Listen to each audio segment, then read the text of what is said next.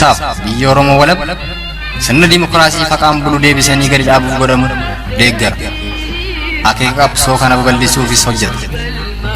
Birmadummaan Oromoo dafqa dhiigaaf lafee ilmaan Oromoon dhugooma jedhee amana. Dhaggeeffattoota isaas wareegama qaalii kanaaf kakaasuuf carraaqa. Kun raadiyoo sagalee walabummaa Oromiyaati.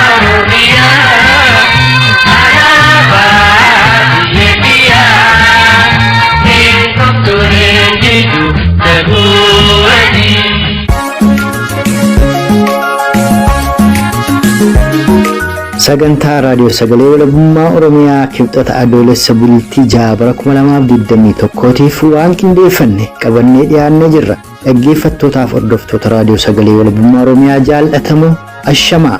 Ani xiiqii dhugaasaati. Ijoollee mimmeffannaa kurfii keenya guyyaa har'aan isaanitti himaa. Kibba Oromiyaa konyaa Gujii lixaa Hona Bulee Oraa ganda Loophii magaalaa keessatti shamarran Oromoo 4 hidhattoota mootummaa shiftaa PPT'n dilbata dheengaddaa gudeedamuu gandeen konyaa Gujii lixaa keessatti argaman keessaa caasaan mootummaa badaballeessaa PP gandeen dhibbaa ol keessaa guutummaa guutuutti diigamuu irratti odeessa guutuu konyaa Gujii lixaa Hona Bulee Oraatti bilbilee argannee fi gara lixa Oromiyaa godina Wallagga Ba'aa Hona Jimmaa Arjootti bilbiluun dhimma hidhaa ajjeechaaf saamicha hawaasa Oromoo irratti gaggeeffamaa jiru giddugaleessa godhatuun yaada Oromticha Hona Jimmaa Arjoorraa arganne dabalatee gara magaalaa Naqamteetti bilbiluun haala hawaasni Oromoo magaalaa Naqamtee keessa jiruu fi dhimma akeekaaf galma qabsoo bilisummaa Oromoo irratti yaada Oromticha magaalaa Naqamtee irraa argannetu sagantaa kana keessatti isiniif dhiyaata. Turtiin keessan agamaa'ee kurfii keenyaatti nu faana haa ta'uuf isan hawwataa jalqaba irratti gara godinaa Wallagga Ba'aa Hona Jimmaa Arjootti bilbiluun ajjeechaa dargaggoo Oromoo tokko irratti guyyaa lamaan kana raawwatee fi madoo bifuma wal fakkaataan dargaggoo Oromoo tokko irratti loltoota kunneen Abiyyiin raawwate akkasumas haala hawaasni Oromoo gamasii akka waliigalaatti keessa jiru irratti odeessa Oromticha Hona Jimmaa Arjoorraa arganne isiniif dhiyeessuun saganticha saaqanna nu faana tura.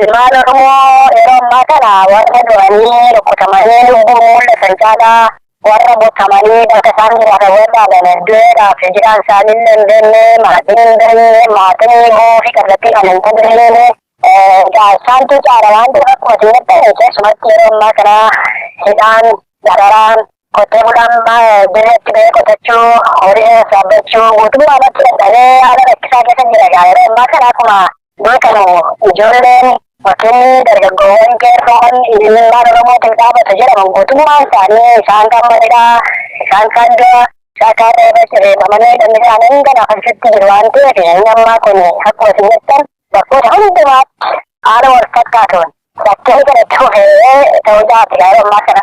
Amma isa Jimmaa Arjoo keessatti kaleessa malee dheengaddaa dargaggoo tokko ajjeesanii tokko immoo madeessan kana kan raawwataa jiru akkuma yeroo garaagaraatti dubbatamaa turre. Humna poolisii addaa naannoo Oromiyaa jedhaman kana immoo raayyaa ittisa biyyaati immoo humnoonni ergisaa naannoo Amaaraaf Eertiraa dhaallee jirula Jimmaa Arjoos haa ta'u honoota godina Wallagga Ba'aa kana garaagaraa keessa. Humna addaa Oromiyaa kanneen finbaaree keessa jiru waraanni humna addaa uffatanii haas kennamee naannoo Eertiraatti kan dhufan keessa jiru. Kanaaf isaan kun mootummaan humna addaa itti bobbaasedha malee waraanni kun gartuu kana jechuu adda baasuun inni nama rakkisa. Maali yeessan humna addaa uffatanii kan afaan Oromoo hin dandeenye. Tajaajila yookiin immoo Eertiraabii kan ta'uu isaanii sirriitti kan adda dabaabamu keessa jiru waan ta'eef isaan kun qaamota hundumaadha. Kanaaf kan kana bobbaasaa jiru kaadiroota mootummaan bobbaase keessatti illee warri qaamota nageenyaa jedhamanii beekaman hanga ammaatti isaan hawwaasa wajjin bobba'anii kan ta'an waan ta'eef warra Jimmaa Arjoo sana kan raawwate warra mooyaa humna addaa uffatanii malee qomoo isaanii adda baasuun illee nama rakkisa. Akkasumallee naannoo magaalaa Naqamtee keessa ijoollee dhaloota naannoo Arooliimuu ta'an ijoollee 4 magaalaa Naqamtee keessatti qabanii barumsaaf kan dhaqan deebisanii gara maatii finnaa irratti gadi kaasaniiru amma maatii biramoo jenne kanaaf isaan kun illee du'anii du'uu isaanii mirkanaadha namoota shangan ta'an dargaggoo finqeerroo kan ta'an jechuudha garuu bakka isaan itti du'an olaaroon immoo fi nagamti sana gidduu keessaallee eessa akka ta'e kan hin beekamnetu jira jechaadha kanaaf amma kanatti warra butamanii du'uuf jiran isaanii hin beekamne namoota ammaan baay'ee ta'an dabalatee jira jechuudha kanaaf darara nama namarra gahaa jiru reebichi irra gahaa jiru manni uummataa mudataa jiru lorban Oromoon akkuma Oromootti iddoo baay'eetti xiqqeenyaan du'aa jira jechuudha. Kanaaf inni kun daraara namni keessa jiru daraara kana fayyadamee namatti dubbatamuu danda'u jechuudha ilmaa Oromoodhaan jaalladha. Amma dargaggoota Oromoo shanan kan dhaloonni isaanii Horaaroo Limmuute magaalaa Naqamtee irraa yoom qabaniiti kan isaan achi buutee dhabamsiisan tarii maqaa kan keessaa beektanis yoo qabaattan. Isaan qabaman gaafa bultii Kudajaa fakkiin keessa darbe keessadhaa jira torbi lamaan kana dura qabaman garuu kan isaan gaddeebisanii gara Olaaroon itti fuunee deemna jedhanii kaan immoo gaafa bultii tokko gaafa roobii darbee jechuudha. Kanaaf isaan kana keessaa maqaa namoota hunda isaanii yoom beekuuf qabaatee badhaasa Dassaalee kan jedhamu kan keessa jiru dargaggoon inni kan jabbitammatanii dargaggoota shanatti fuudhanii gadi kaasaniiru Olaaroon immoo hundeessinee kan hedduutti bakka isaan itti ajjeesanii galtanii fi akka isaanii dangarraatti mul'achuu hin dandeenye ijoolleen kumaatiin jiranii dhabanii iddoo isaanii barbaadanii du'anii dhimma dhaqfatanii arganii bahuu hin dandeenye jechuudha. Kanaaf isaan dhaara kanaatiin jiru. Guddoo nama gaddisiisa gochaan akkasii kun guutummaa Oromiyaa keessatti ta'aa jira. Gama kabiraatiin ammoo Oromoonis waraanni bilisummaa Oromoo boonis lolachaa jira. Osoo siniin bilbilee dura gara godina Gujii Lixaatti bilbileen ture. Godina Gujii Lixaa kana keessatti wantoota baay'een isa raawwataa jira. Gudeeddaanis jira.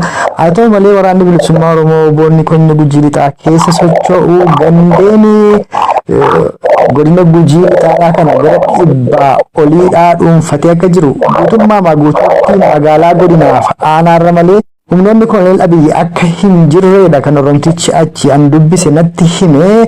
Egaa hawaasni Oromoo gara kibbaa jiru kanaaf lixaa jiru giddugaleessa lixa shaggar jiru kun waggaadhuma sadan kana darbee kaaseeti kan inni yeroo mootummaan kun kan Oromootidhaan mormaa ture. Egaa dammaqiinsa hawaasaadhaa ol caalaa gama keessaniinoo attamitti jira sochiin waraana bilisummaa Oromoo attami hawaasni Oromoo attami lafa dhuunfatamaa jiru laata akkuma kan kibbaa kana.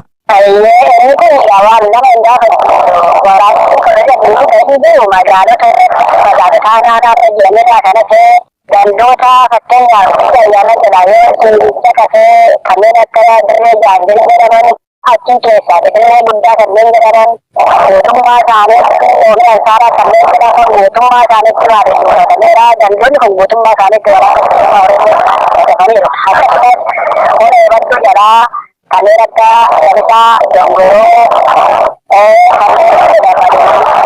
orang limbu selama kami rata buka beberapa butuh sana si orang limbu ke sana kami rata jadi dari sokor rakyatnya beberapa butuh sana ada orang bersumber orang jalan-jalan di sana gitu. Tapi kalau itu entah magaalota karena si butuh dan naannoo wallagga bahaa keessaati persentii torbaatamii bisa danda'an mootummaa isaanii akka waraana bilisummaa Oromoo jala galee dhiyaachuun isaa isaaniyyuu mirkaneessanii ni beeku jala kanaafuu mirkanaadha waan nama gaafachiisanitti kan isaan beekanidha kan uummanni beeku danda'uudha.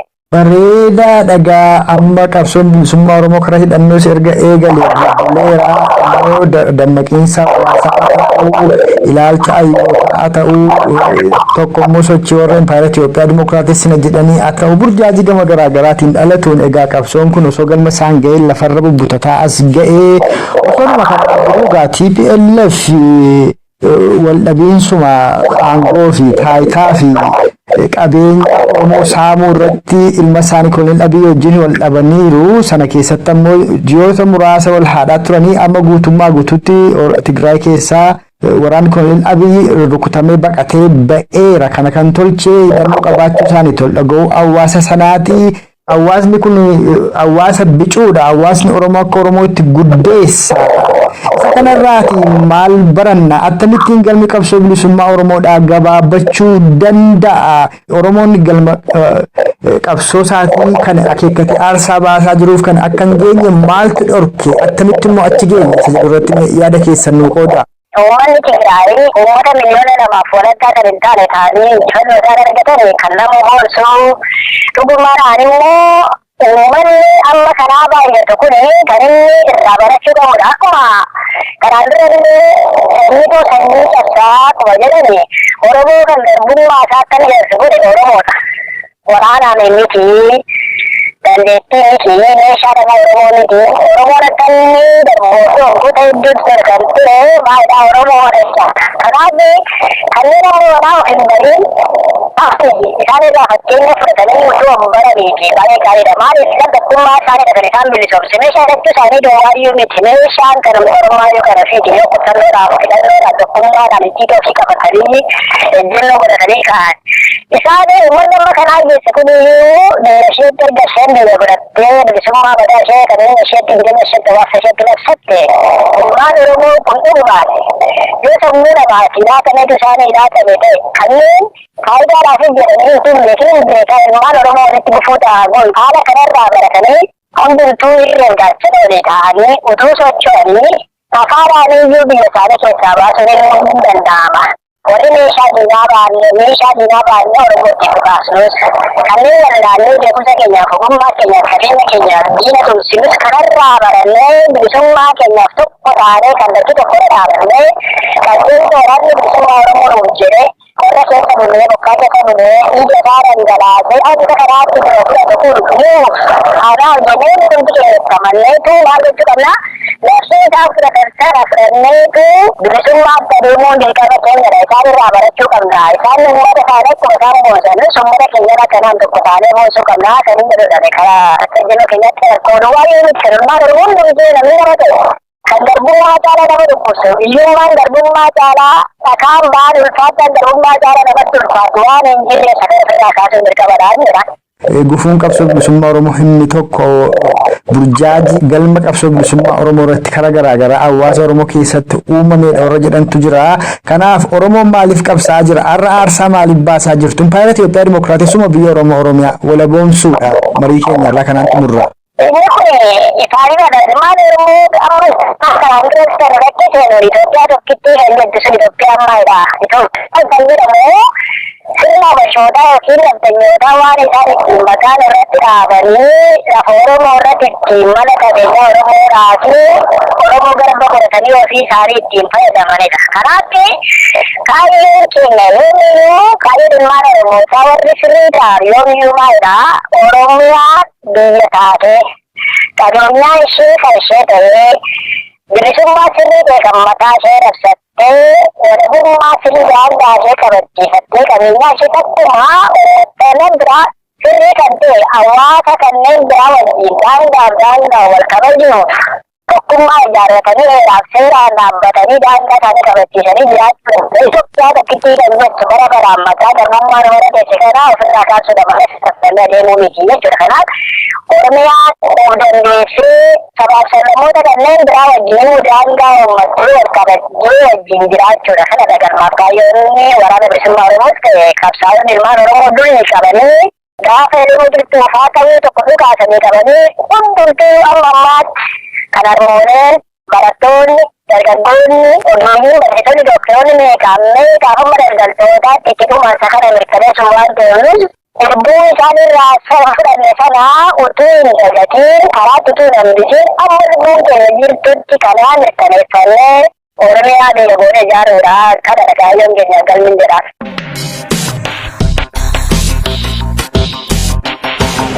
Kan amma dhageessan kun gara lixa Oromiyaa godina Wallagga Ba'aa Hona Jimmaa Arjootti bilbiluun odeessa guutuu argannee san dhageessifneedha. Kanatti immoo aansuudhaan gara kibba Oromiyaa godina Gujii lixaa Hona Bulee Oraatti bilbiluudhaan gudeeddaa shamarran Oromoo afur irratti dilbata dheengaddaa ganda Loophii Magaaddaa keessatti raawwatee fi caasaan mootummaa Koloneel Abiyyi godina Gujii lixaa Hona Bulee Oraaf honota kabiraa keessaa yoo xiqqaate gandoota 100 ol keessaa guutummaa guutuutti diigamuu irratti odeessa Oromticha keenya Gujii lixaarraa arganne isiniif dhiyeessina. Sunis muuziqaa ce'umsaa kana booda eegala.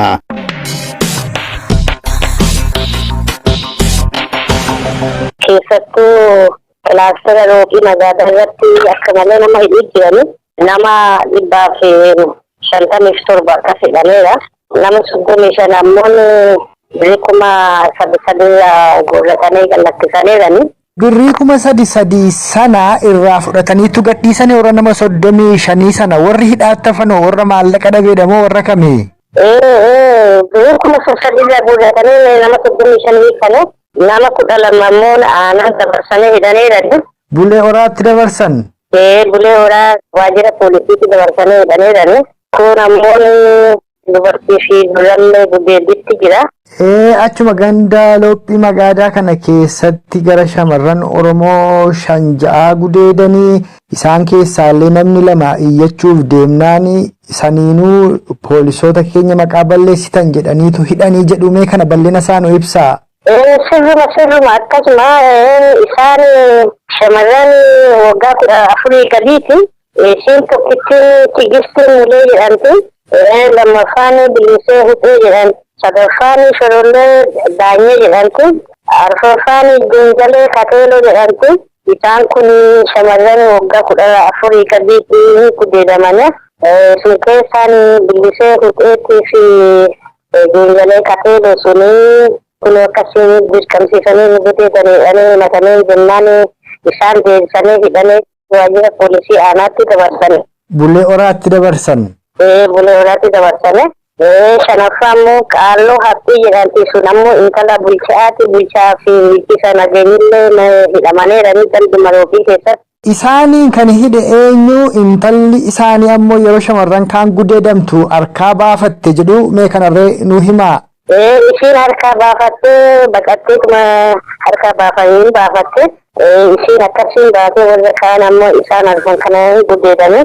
Warra kaan ammoo dubbatanii akkan dubbanne dhalee roogganne yoo dubbatanii isinii dhageessinee hina jennaan lamaan isaanii sun lakkisanii akkana fakkaattiin Qaalloo kan jedhamtu kun intala bulchaati. Bulchaan kunillee hidhaa keessa jira. Bulchiinsaaf nageenyillee hidhaa keessa jira. Kan ganda Loophii Magaadaa? Mee maqaan isaa eenyu jedhama? Isa kanaanoo maal jedhaniitu hidhan egaa isaaniif hojjechaa ture amma maaltu badee maalirratti ol dhabaniiti kan inni hidhame?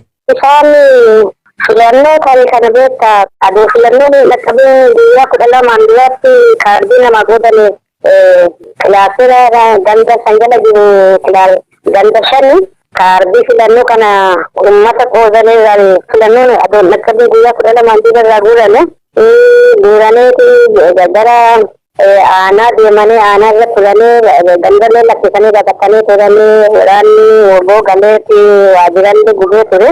Amma isaanii aanaa irraa qabatanii dhufanii maaliif ganda lakkisanii baqatanii achuma jiraatanii kaatanii rakkoo himatanii malee akkamiin lakkisanii baqatanii. Waraanni humna keenyaan olii jenneetuma baqanne jennaan amma isaanillee hidhanii uummatallee guuranii nama 157 hidhanii bulchaa fi bulchiinsi nageenyaallee karaa akkasii hidhan. Duuba gaa bulchaaf bulchiinsi nageenyaadhaa ganda Loophii Magaalaadhaa kan inni hidhame Oromoof na'ee yookaan ammoo nyaaphaa hojjechuu dhiisee gara Oromootti deebi'ee osoo hin taane innummaanuu badii Oromoo irra dalagaa turee fi wooboo dheeteetu maaliif dheetteedhaan warrummaan deebisanii hidhan? Maaliif dheetti malee waan uummataaf waan hojjetan qabu innis akkuma warra waraanaa kan daraaraatuma turee hidhaa turee dirqamsiisaa turee filannoo dhagaa paartiin badhaadhinaa filatameedha kennaa jedhee guurii kan jiran isaanumaaf nama hojjetan maaliif baqattiichaa qofaa hidhame malee waan uummataaf hojjetan nutti qabu. Amma gaa kan ganda Loophii Magaadaan aloo attamitti jira hawaasni Oromoo Konyaa Gujii Lixaadhaa keessumaa erga filannoon kijibaa warraa kan darbe asi? Amma magaalaa Bulee Horaa fi aanolee sagal gubbaa magaalaa Birbee poolisiin bishaan aanaa kan jiru yoo ta'an gandi cufu diigameera. Gaafaan gandaa cufu baqatee gara magaalaa galeera. Maal baqata?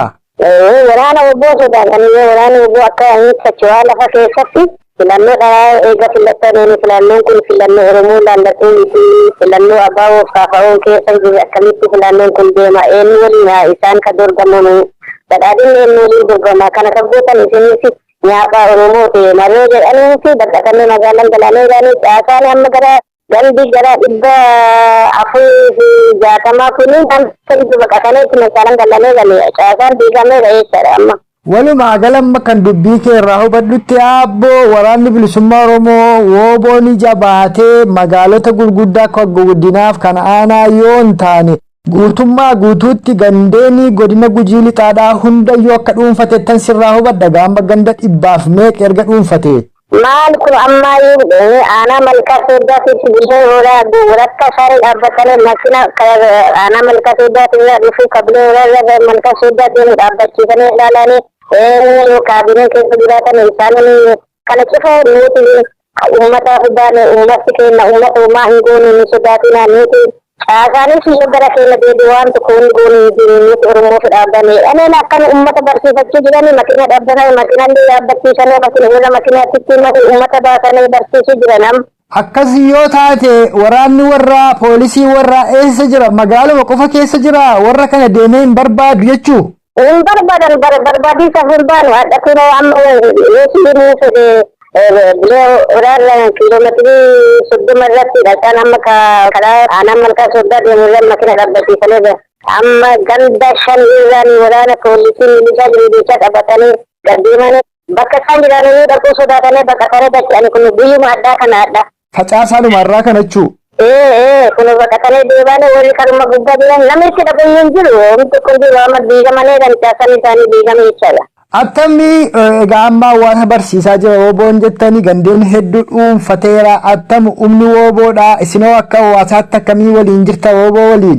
Wooboon immoo wooboon ka Oromoo keessaa baanee Oromoo fi falmatii jiranii uummatan tukanee naman tukanee amma isumaayyuu aanaa qarqaa keessatti ganda gara 10 tolitti alaabaa hidhaniitidha amma kan isaan amma jiranuu namni cufti caafan cuf keessa baheera. Gaalessa itti lafa jedhan karaa gaalessa dubbisaa kana cufaayyuu amma gurraachii gandee bu'a bayii kana ganda akkanaa kana cufatti alaabaa hidhaneedhan.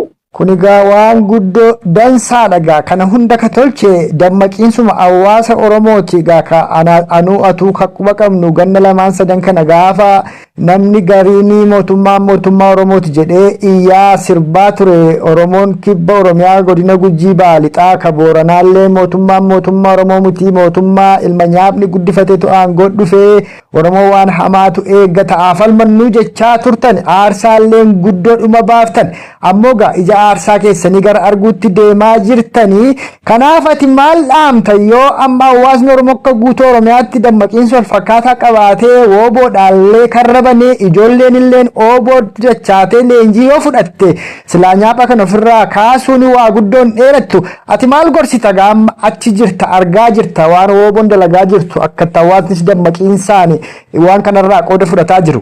Sirrumatti duraanii guyyaan isaanii aangootti dhufanii namni gammadin hin jiru namni rasaasan tokkotiin hin jiru ganda kaanitti makinaan motoriin akkasi deemaa guyyaa 2 saffaraa turanii inni sun amma bakka hin beekamu Oromoo ganeera.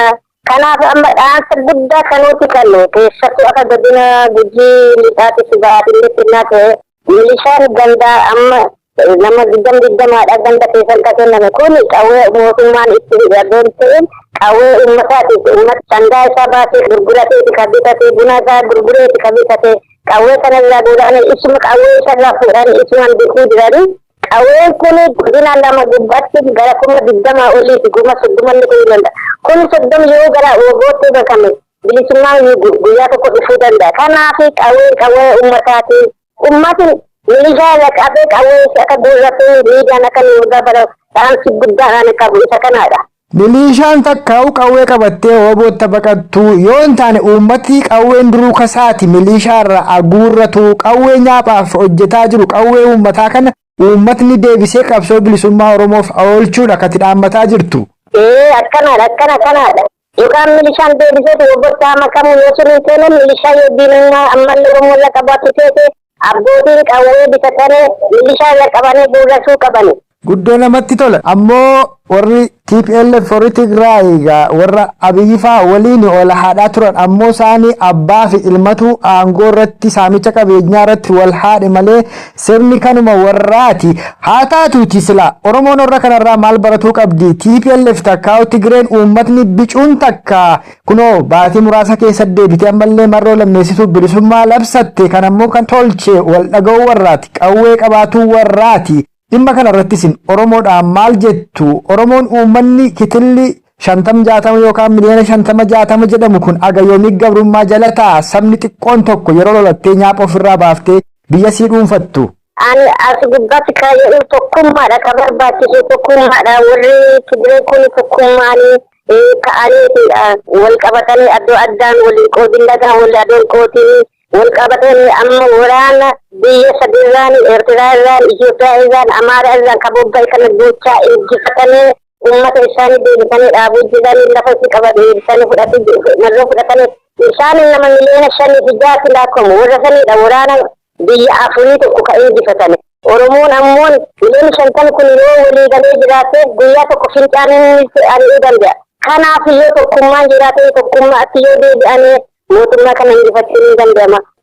Qawwee ammallee mootummaan kama isaan qabu karrafiitiin bitatanii kanaayyuu yoo fudhatanii guyyaa tokko godina tokko bilisoomsuu danda'anii godina kaanii kaantii dabalanii bilisoomsuu danda'an kana dhaamuu fedha.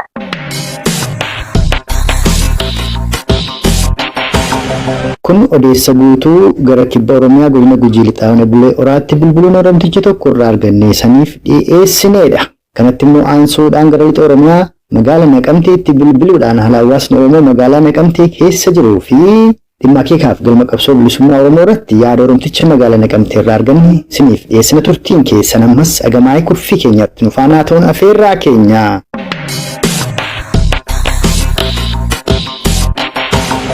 Haalli amma naannoon Oromiyaa keessumaa garuu dhiyaatan keessa jiru kallattiidhaan wanti mootummaan qabee jiru keessumaa gama komishinii poolisii Oromiyaa irraa kennamee jiru kan namatti hin tolledha. Maaliidhaaf namoota fakkeenyaaf deeggartoota ABO jedhamanii yookiin godhamanii shakkaman akka kanaan duraa kana keessummaa keessatti hiiruun barbaachisaa akka hin taane yookiin immoo hiidanii qorachuurra mana hidhaa keessa fakkeessanii galchanii achi booda hojjetanii akka gadhamuudha kallattiin kenname namoota tokko tokko irraa dhibeenyaaf hin qoramu. Kanaadhaaf dargaggooti gammanu gaafate carraa kanatti mudatee kan jedhudha jechuudha sodaan hawaasni qabu inni dirqama.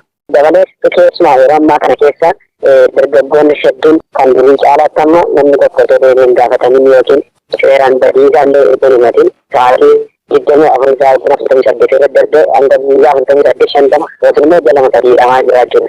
Inni kun haala magaalaa Naqamtee qofa biyyaa keessatti bal'inaan deemaa jiru.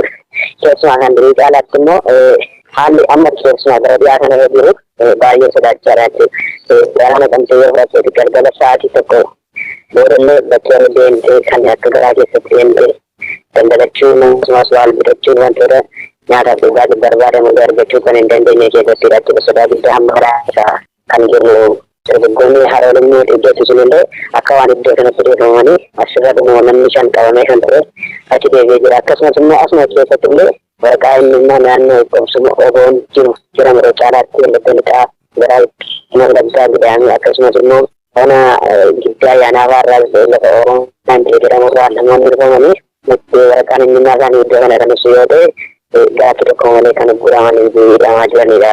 Qeerroonni barattoonni jedhamillee.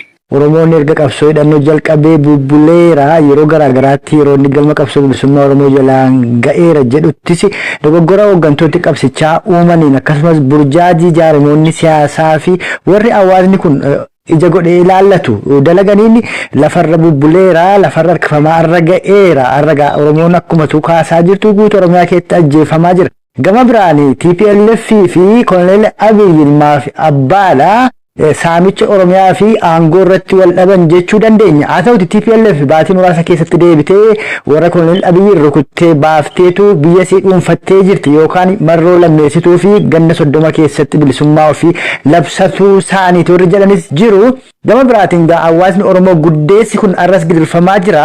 Warri TPLF kan isaan deebi'anii arras dhaanii baasuu danda'an waan ijaarsa qabanii fi qawwee qabanii fi jedhu.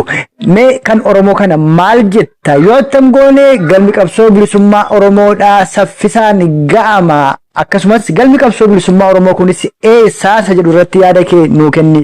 Yeroo baay'ee kan Tigraay fi Oromiyaa kana gaafa dhaqannee ilaallu qabsoon naannoo Tigraayitti gaggeeffamu achi keessatti dhaabni siyaasaa kamiyyuu kan maqaa akka hin taane achi keessatti qabsoon gosaa guyyaadha. Tigreen hundumtuu bifa Tigrummaadhaaf jennu gara dhaaba isaaniitiin hin dhaqin jechuudha. Kanaadhaaf achi keessatti sagalee qoqqooduun namni kamillee sadarkaa barnootaadhaan sadarkaa umuriidhaan otoo hin qoodin waan wal fakkaataa gaggeessanii kan isaan soomanii. Kanaaf fakkeenya guddaan ta'u sabni keenya kun fi bal'inaadhaan lammaffaa miira keessaa ba'ee sagalee tokko godhatu yoo hiriire akka kanallee yeroo amma sanaan yoo fudhatu maaliif tokko bal'ina waan qabnu baay'ina waan qabnu jechuudha.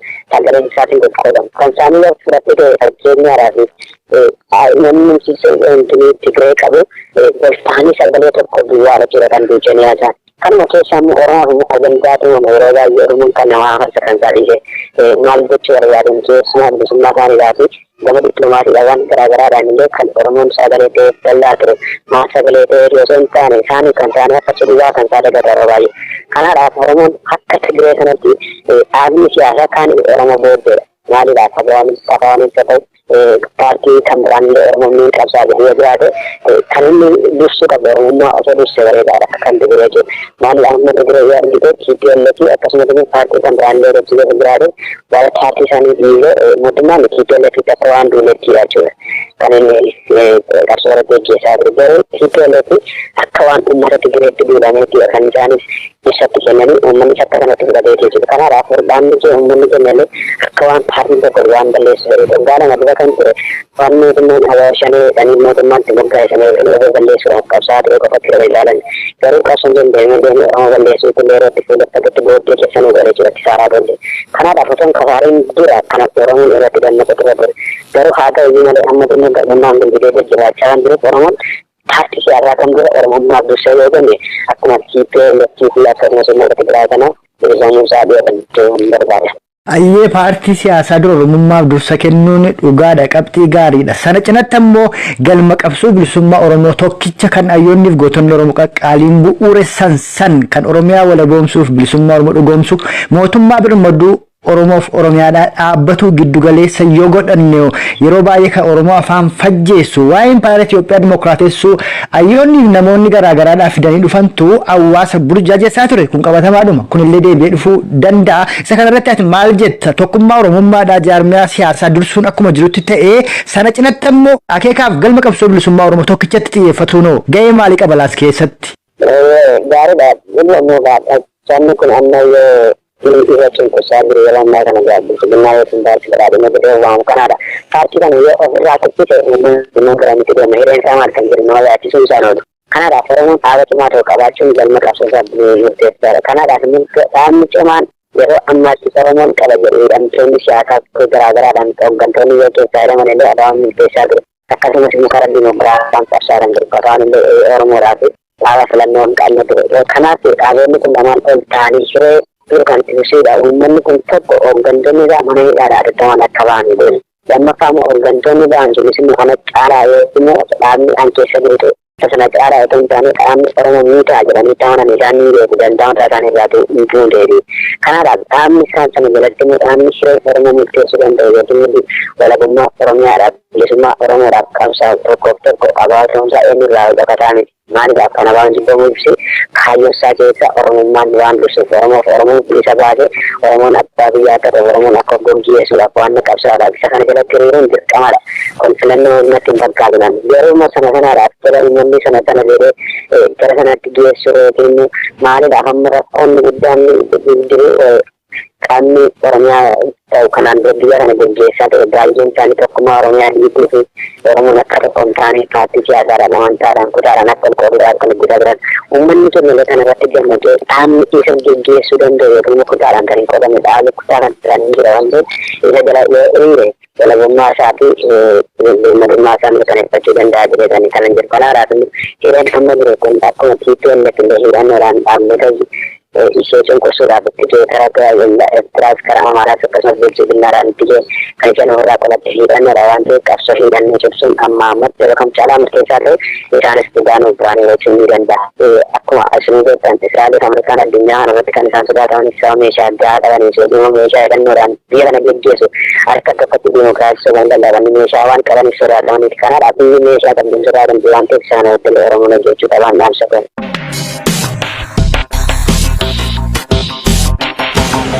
Kan maa'ii irratti san dhageessifne gara lixa Oromiyaa godina Wallagga ba'aa magaalaa Naqamteetti bilbiluun odeessa Oromticha magaalaa Naqamtee irraa argamne isan dhageessifnedha. Akka waliigalaatti sagantaa keenya guyyaa har'aatiin gara lixa Oromiyaa ona Jimmaa Arjootti bilbiluun odeessa argannee san dhageessifnee fi gara kibba Oromiyaa godina Gujii lixaa ona